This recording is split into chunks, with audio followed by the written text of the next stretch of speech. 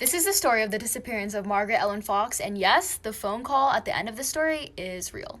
This is a picture of Margaret, and she had just graduated the 8th grade, and she decided that she wanted to get some babysitting gigs. This all takes place in the summer of 1974, and Margaret lived in Burlington, New Jersey. Margaret put out her phone number looking for these babysitting gigs, and on June 19th, this guy by the name of John Marshall called her asking for her to babysit his 5-year-old son.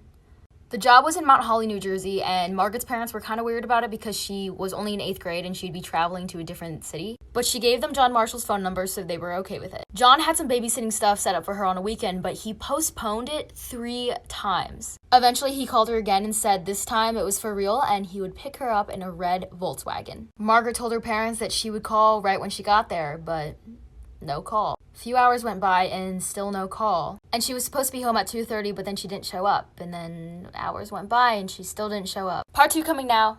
Part 2 of the disappearance of Margaret Ellen Fox, and yes, the phone call at the end of this story is real. So Margaret is missing and they have not heard from her. So they use the phone number that she left them and it starts ringing. A lady picks up and Margaret's mom asks, is somebody by the name of John Marshall there? And she's like, there's no one here named John Marshall. And the lady hangs up on her, and so they start freaking out again. So they call the phone number again, and yet a different voice picks up this time. And so it turns out that phone number is the phone number of a payphone outside of a store.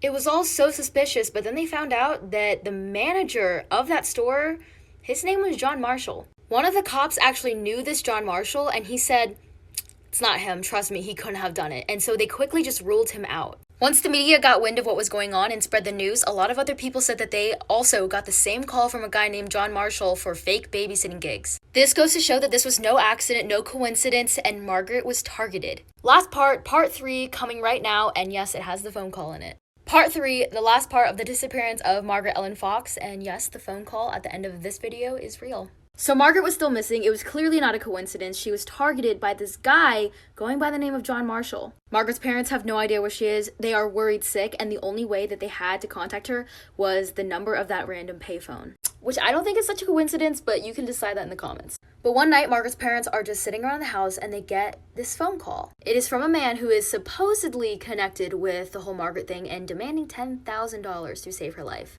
Here's the phone call. $10,000 might be a lot of bread, but your daughter's life is a buttered topic. Who is it? $10,000 might be a lot of bread, but your daughter's life is the buttered topic? Who talks like that? Also, this is what scientists think that she would look like now, but we don't know. Now Margaret would be 60 years old, and if you